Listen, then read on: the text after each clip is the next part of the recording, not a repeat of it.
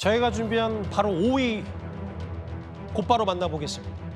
어제였습니다. 최상목 권한대행이 헌법재판관을 임명하자 그의 반발 성격으로요.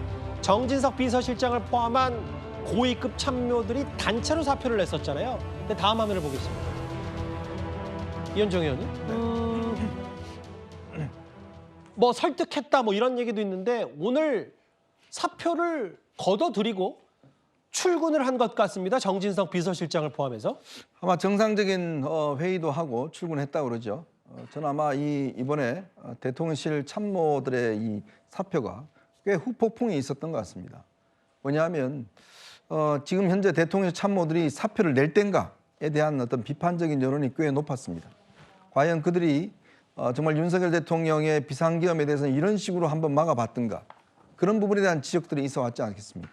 당시에는 말도 못하다가 이제 와서 최 대행이 헌법재판관 2명 임명을 두고 저렇게 사표를 내면, 그러면 지금 앞으로 우리 안보와 이 컨트롤 타워는 어떻게 해야 되는지, 더군다나 지금 이 무한공항 제주항공 사건으로 인해서 지금 수습 기간에 있습니다.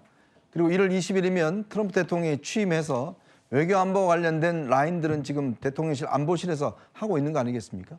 자, 그걸 놔두고 지금 다 사표를 한다?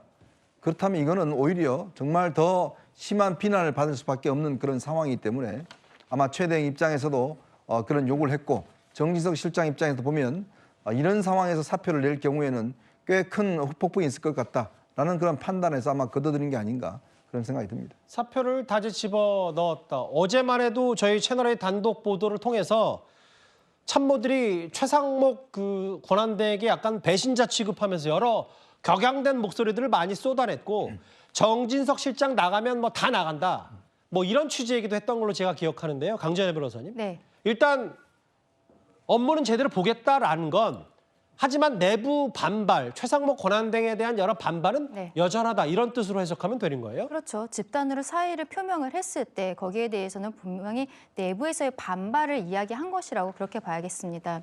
근데 지금 이러한 상황들이 국민의 눈높이에 맞는 것인지, 당도 그렇고요. 지금 당 비대위원장 체제가 들어왔지만 제대로 된 사과를 하고 있는 것인가, 여기에 대해서도 애매한 부분들이 있습니다. 어제 나왔던 대통령의 편지에 대해서도 입장조차 제대로 밝히고 있지 못하고 있는 당의 모습, 그리고 대통령실에서 지금 집단적으로 사의를 표명했던 이유를 생각을 해보면 최상목 권한대행이 단독으로 생각을 해서 헌법재판관들을 임명했다라고 밝히지 않았습니까? 국무회의를 왜 제대로 거치지 않았느냐, 결과적으로 국무회의와 그리고 대통령실 참모들의 입장과 다른 결정을 했다는 것에 대해서 불만을 표출한 것인데요. 국무회의의 그 임원들인 장관들 같은 경우에는 사의를 표명하지 않았습니다. 그런데 오히려 지금 대통령실에서 집단으로 사의를 표명하고 있는 이런 모습들, 그렇다면 오히려 제 생각에는 본인들이 지금 최상목 권한대행에 대해서 더 잘 보좌 하겠다, 우리들의 입장을 더 잘 소통하겠다라고 이야기하는 것이 먼저가 아닌가라고 생각합니다.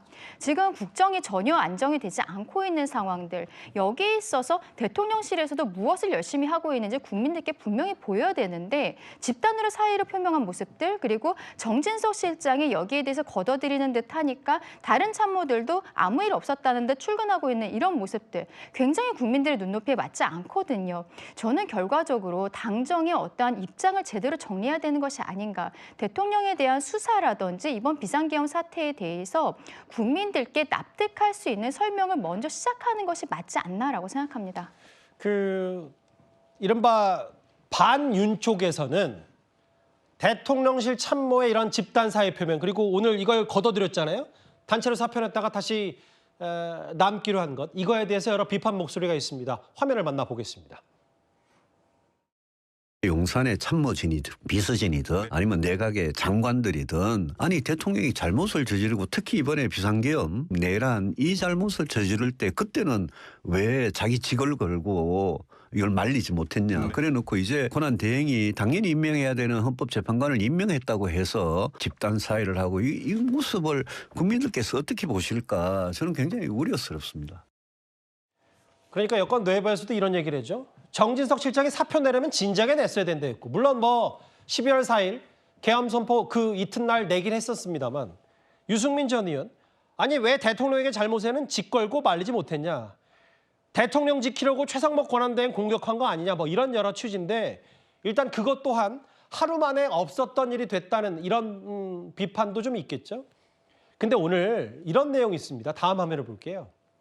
최진봉 교수님. 네. 저에게 채널A가 단독으로 취재한 이 내용인데요.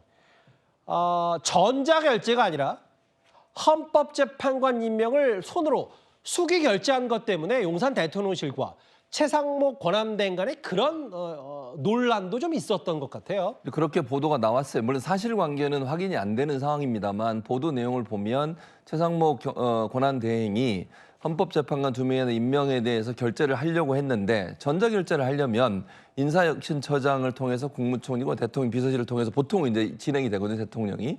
그런데 이제 물론 비서실의 비서실장은 결제 권한은 없습니다. 그러나 보통은 스크린을 하고 올라가거든요. 그러니까 비서실장도 어떤 것들이 결제에 올라가는지 보고 올리기 때문에 그 과정에서 아마도 이건 이제 추측성 보도기 때문에 제가 뭐 사실관계는 아까도 말씀드렸지만 확인이 안 된 겁니다만 최상목 대행에게 결제를 못하게 막았는 게 아닌가 이런 지금 얘기가 나오고 있는 상황이고요.